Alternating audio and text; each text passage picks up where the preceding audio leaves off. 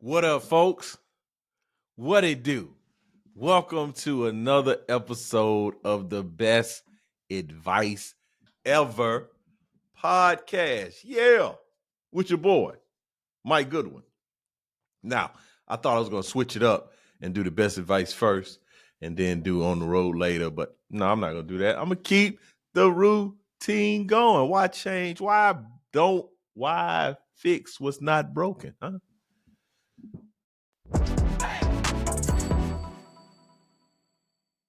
Why mess up the flow? If we're flowing, keep it going.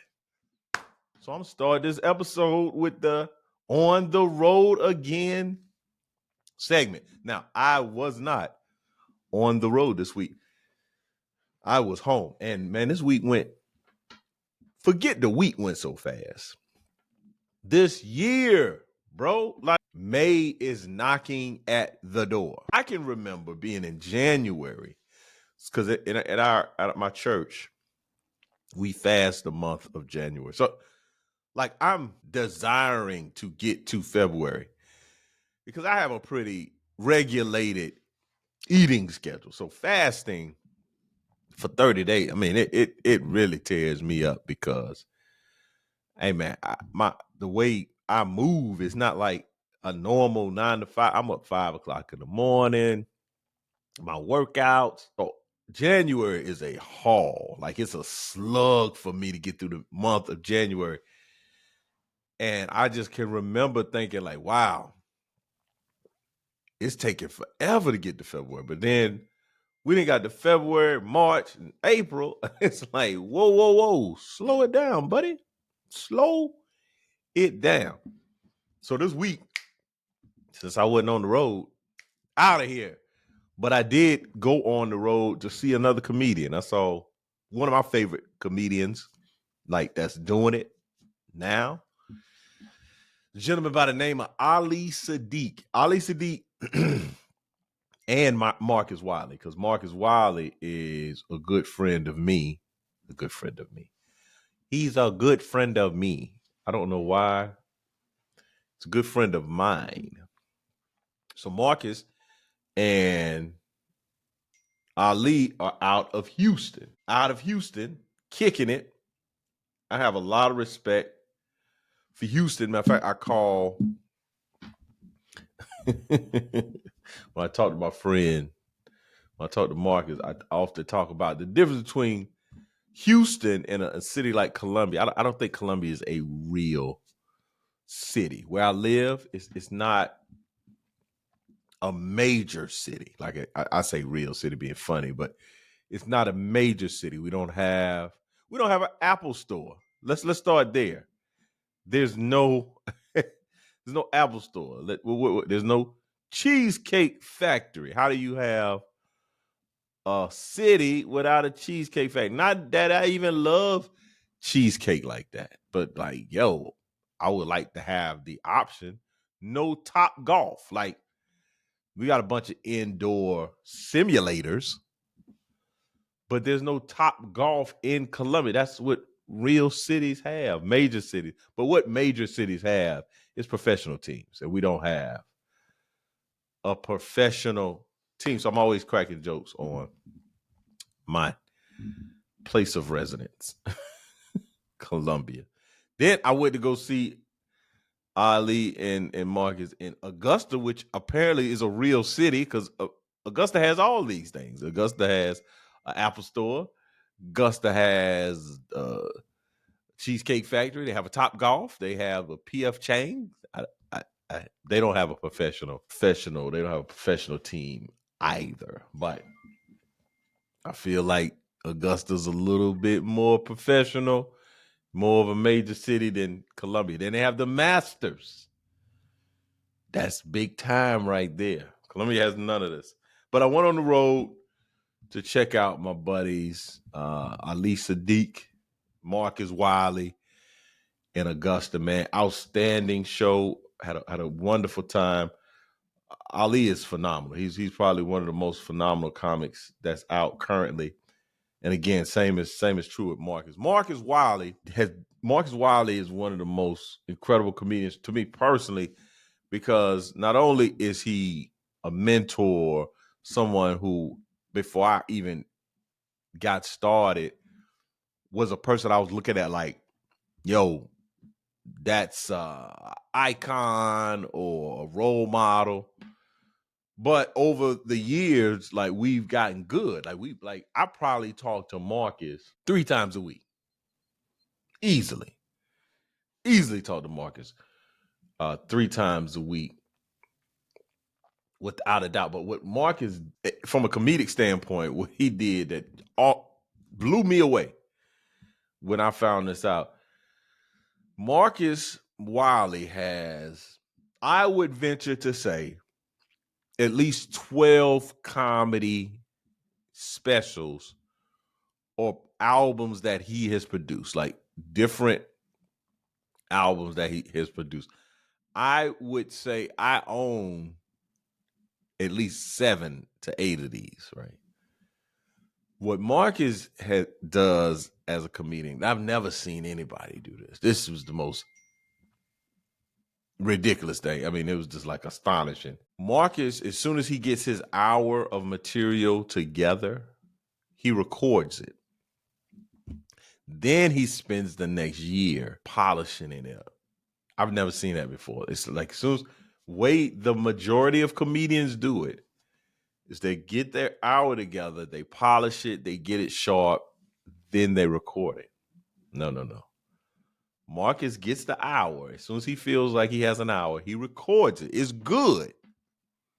It's a good hour. It's great. But when you go see him live, the hour's far better than what you even saw on the video. And the video is great.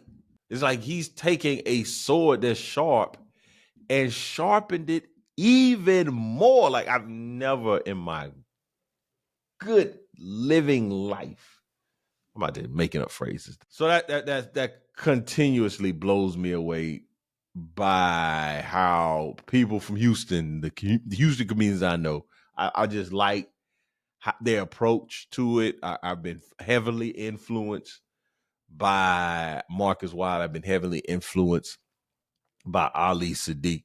Ali Sadiq is clearly probably the best storytelling comedian in the game right now. I think if you look at over the course of history, he might be one of 3.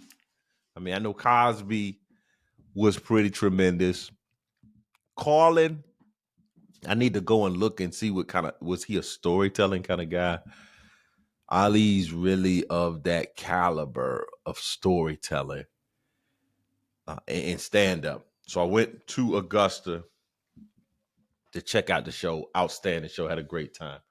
Also got on a call today with a business coach. And I just wanted to share. This just had nothing to do with on the road. This was just something profound that I learned and heard. This business coach said today that procrastination is a form of self-abuse.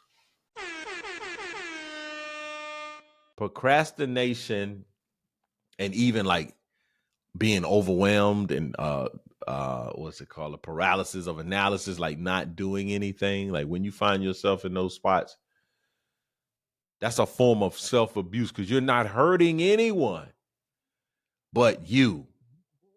So that's really gonna make me take another look and evaluate. Like when I get, because I can easily like one of my challenges is that I can become so overwhelmed that I become indecisive. And when you become indecisive, you don't even do anything.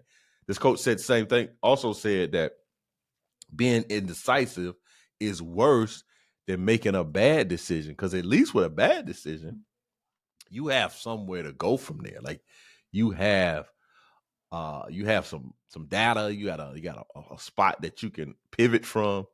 Indecision, you got nothing. You just out here flailing. I've tried to say that word before. Failing, but frailing. Flailing.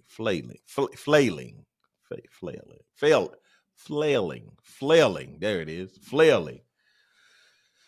Like the that blow up used car balloon that's just out, this bobbling all over, this falling all over the place. This indecision. Like, man, now that was a word. Now, here's the moment that we've been waiting for. We've all been waiting for. It's the name of the podcast. It's the best advice ever. So the best advice ever that I will share with you today is simply ask for help. Help. Somebody help me. Ask for help. Don't allow your pride, your ego, your stubbornness to keep you in a place of stuck or a place of struggle. A few things have happened that made me think about this advice. I was having a conversation with a friend of mine, and we were at dinner, and she had someone she had known that was at dinner, and we were kind of having this conversation. And I said something that hurt my friend's feelings. I said something that she was like, "Whoa, Mike, like that's not how it went down." Like I made a comment like, "Hey, man, this person executed this thing and never asked my opinion on it." And my friend was sitting there like, "Yo, you never offered your opinion on it." So there was a little bit of miscommunication and misconceived notions, right? And from my vantage point, from my position, it would have been very clear had my friend just asked for some help and said, "Hey, this is where I am. This is what's going on." And my friend was looking like, "Hey, man, you could have just offered the help. Like, I didn't have to ask for it. Why am I needing to ask for it?" And because she presented me with the idea, and I just simply told her, because after we have like, so she was like, "Yo, I told you about it," and then she's sitting back thinking like I'm just gonna offer information, and I'm telling from my perspective, after we had this conversation, I never thought about it again until I found out later that it was in action, it was in motion, like it was going down. So it wasn't like I was withholding the information because you didn't ask for it. It's just that I didn't think about it. I'm over inundated with what I got going on. So I didn't take the moment to look and say, wait a minute, she probably would need to hear this from me. But what would have eliminated all that if she just simply would have asked for help. I'm talking to myself. One of the things I'm doing, and I'm asking you for help. If you're out there, you're listening, please. I know I often say, "Hey, man, shoot me a message or a question if you have it at info@comedianmikegoodwin.com." And even in the YouTube comments, you can leave a post or some information. But I'm asking for help around, how does people that you're following and that you're interested in, what do they do that you've seen to be successful to sell tickets? Because that's where I am. I'm y'all. If y'all been with me, you realize that I've just kicked off my first official tour, the Big Dad Energy Tour, and I got to sell these tickets, man. And outside of some Facebook ads, outside of talking about it, outside of sending out emails, I'm really like, yo, what can I do more effectively to sell these tickets, man? And I think one of the things I can do is increase my profile, have more people know who I am, do things that are hitting the radar of other folks. And one of those things is like social media, doing videos and content, which I have no problem doing it, but I just don't know if the stuff I do is getting the result I want. So any type of advice that you have to offer as it relates to selling tickets, I'm open eared. I would and I'll hear it. I mean, I don't necessarily know if if it's something I'll be able to execute, but I'm open to say, hey, man, I'm asking for some help. What do you think would be beneficial to me as I continue to venture and sell these tickets to the Big Dad Energy Tour? Had a great turnout in Marietta. We talked about that. But so this is a great example, right? I did the Marietta show. That was a Friday. That was April the 19th. And I have a run of shows in North Carolina and South Carolina. My first show will be in January the 18th, which is my birthday, in Greenville. Then I'll be the 20th will be in Hickory, North Carolina. The 21st will be in Greensboro, and then the 20th. I'm sorry, 18th, the 19th, the 20th. So the 19th is in Hickory. The 20th is in Greensboro, North Carolina, and the 21st is in Charlotte, North Carolina, right? So I get a message from my booking, my people, the guy that does the stuff. And basically the message was like, hey, I was talking to the Comedy Zone people, because that's who booked in the Comedy Zone. And out of all the people that are selling tickets now until the end of August, your tickets are the weakest numbers in all 4 locations. Now, I'm coming off a Marietta show where I almost sell it out. Like, it's 300 plus tickets sold. And I'm Ali, boom by yeah. I'm high-fiving. I'm kind of doing my victory lap. And before I could even get off the track, I get this. Now, this next show, these next run of shows, these are 4 shows. This is in July. So to get an email that says basically, hey, you're the weakest selling ticket of everybody in all locations. Like, maybe if I was strong in maybe one area and 2 areas, I wouldn't have gotten that email. But because I have 4 cities that I feel pretty good about Greenville, because I'm from South Carolina. That people are often asking when I'm gonna be in Greenville. I feel pretty good about Charlotte. I was in Cornelius last September, sold that out. Now Greensboro and Hickory, yeah, I'm not feeling super confident that a whole bunch of folks I'm gonna get to those shows. But man, I haven't even really started advertising or making a push to say, hey, I'm coming to these areas. I've said it and people know, but I guess I talked to the guy today again. It was like, I'm in an era of the TikTok people, of the TikTok folks. So the folks that I'm selling tickets alongside are either veterans that's been selling tickets for some time, or these are the new kind of TikTok folks, and they put one ad up and tickets are sold. I haven't created that mechanism. I don't have that infrastructure where I say, hey guys, I'll be in Hickory, North Carolina, and then as soon as the word is out, it's a wrap, right? So I am asking for help. I'm asking. Somebody might say, hey man, get on TikTok and start dancing. That might get you to sell tickets. But ask for help. Ask for help. Don't allow life circumstances, challenges.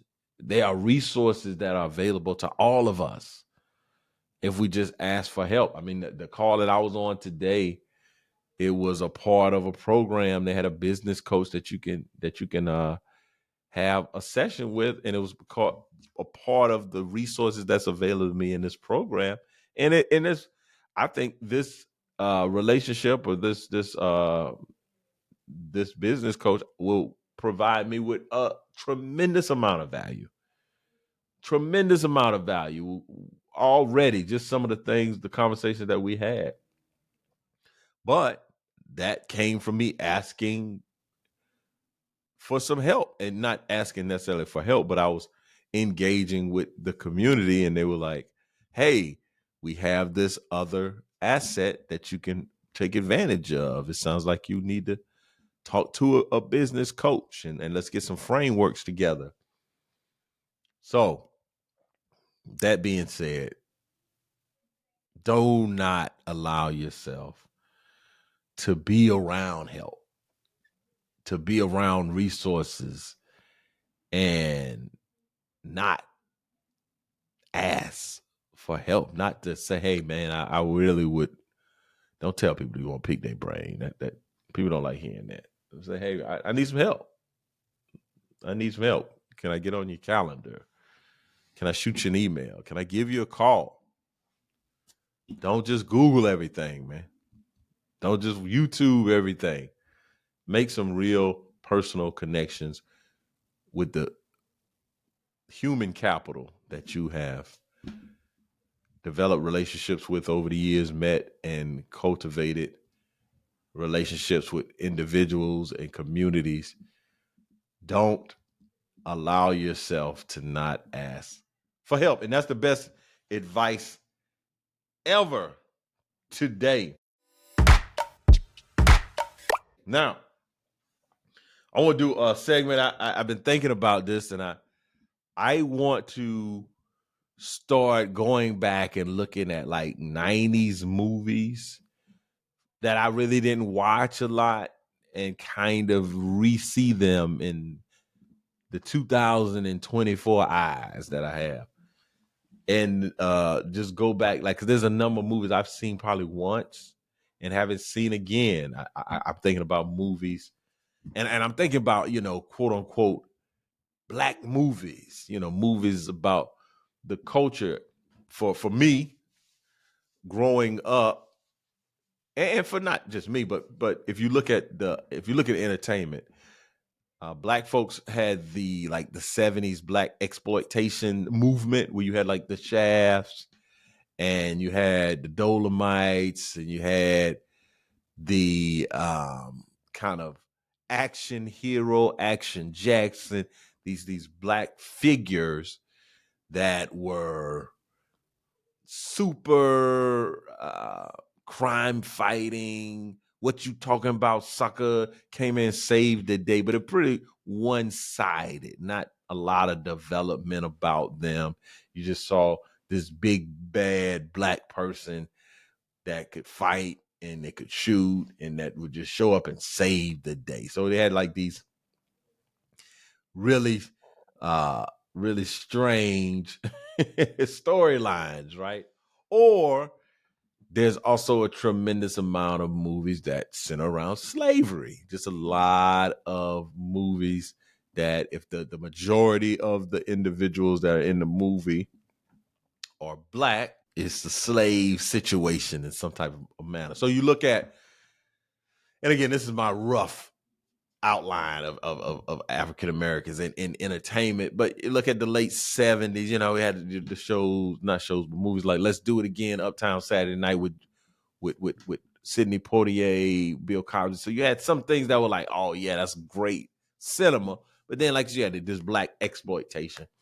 Then you go off into like the 80s, you got some of the gang stuff, Colors. Then you had like the breaking.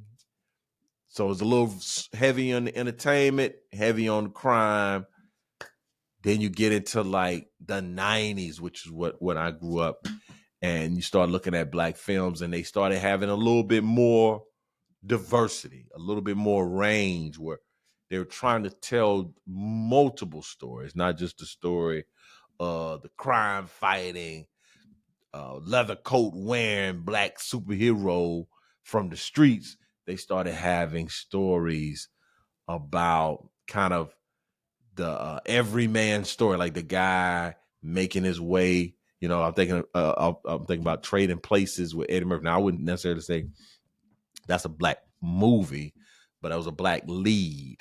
But then you start having the movies like Waiting to Exhale, House Party, Juice, Lean on Me, like all these different types of stories, boys in the hood, of trying to communicate the different aspects of Black culture and African American life, where it artistically, I think there was an attempt to say we're not a monolith. We're not all of the same mindset, and we all aren't of the same opinion on everything. And so there was an explosion of entertainment, movies, especially movies. Spike Lee, Do the Right Thing, all the Spike Lees. You got to have it. Crooklyn. I don't know if Crooklyn was the 90s, but it's a number of just movies that Black folks were beginning to have access. I'm thinking about Who's the Man. That's a obscure jewel right there. One of my favorite Notorious B.I.G. songs, Party. And I can't say that on the podcast. But so I want to go back. I want to go back and take a look at some of the cinema from my formative years. And I just did that with a movie, Waiting to Exhale. Waiting to Exhale was a movie that basically was from a book. It's from a book. The plot is basically, I think I had written down. Yeah, here we go. This movie actually is filmed in 1995. 1995. By that time, I was an adult. I was out in the military in 95. But this movie was directed by Forrest Whitaker, which is information to me. Didn't know Forrest Whitaker was out here directing movies, but it was written a book. Terry McMillan, she'd written a book, Waiting to Exhale, and basically it was star-studded cast. Yeah, Whitney Houston, Angela Bassett, Loretta Devine, Leela Rashawn, Leon, Gregory Hines, Wesley Snipes, Donald Faison, Wendell Pierce. And the basic premise of the plot was following these four women, and it's their difficulties in finding a good man. One woman was going through a divorce. Another woman, husband I didn't realize this until I rewatched it. Her husband was gay, and I guess they were estranged. I don't know if they got divorced, but he would kind of come to town to see his child. And then you had Whitney Houston character, working her way up corporate America, but she had a long-term relationship with a married man. And then there was another character in which she just was the boy crazy individual that just kind of found herself in these toxic relationships, these bad relationships. So I'm gonna give you my insights, just random insights, because I first saw this movie when like I said, back in '95. I saw it in the theater in Rock Hill, South Carolina. I used to date a girl that went to Winthrop University. I remember going to see this movie, and it made me feel away. At this point, I'm probably 20-year-old dude, young Black guy in the Army with aspirations of getting out of the Army and going to college. So I'm taking my girlfriend to this movie about Black relationships. That's kind of what my thought was. And then I get in there, and they are just hammering the brothers, man. They were not easy on the brothers. So some of the insights I had about this movie, they smoked a bunch of cigarettes. There's a lot of cigarette smoking in 1990, man. They were talking about, they were lighting up the cigarettes. That kind of caught me off guard. Clothes were huge in the 90s, man. Why were our clothes so big? The State Farm guy, my man, from the State Farm commercial, he was having an affair, man. Dude was out here having an affair. Not State Farm, the Allstate. Jake, you can't even think about insurance now, man. The State Farm has done a great job with Allstate. My man from the Allstate commercials was in the movie being unfaithful to his wife. What else insight? A good dude didn't show up in the movie until like an hour in. Like all the dudes that you were introduced to on the film were trash. I'm thinking, I'll talk about this in a second, but it was an hour before a solid guy showed up on film, and I was like, on the screen, I was like, all right, they'll go a good guy. But shout out to the good dudes, man. The good dudes don't get enough love. We never saw the woman that the husband, Angela Bassett's character, we never saw the woman that the husband left her for. Now, there was this woman that she slapped in the meeting, but I don't know if that was the woman that he was leaving her for.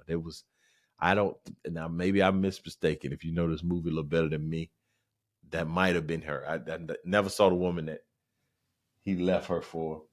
Also, the pastor was not lame. Most times, I've noticed in a number of movies, especially black movies, pastors are kind of caricatures of real pastors. So they just seem sleazy. They seem shady, underhanded, like they up to no good. They didn't have much of them, but he was not a lame, shady pastor. They went to an amusement park. There was like there was a whole scene in an amusement park. We was doing the amusement parks in the 90s. Are y'all doing amusement parks like that modern day? At the end, it was a lot of burning. They burned a lot of cigarettes. They burned some wood at the end. They burned down a car was burnt. It was a lot of burning at the. There was also trauma for me. I was triggered. There's a scene, and there's a not gonna cry. The Mary J. The soundtrack was incredible, outstanding. That's one thing about the '90s. I'm thinking y'all could send me some suggestions. I'm thinking movies like Jason Lyric. I'm thinking Jason was the one with Tupac and Janet Jackson.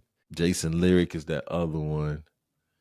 Tupac and Janet Jackson. Let me do that. Oh, we're not connected. I turned off my thing.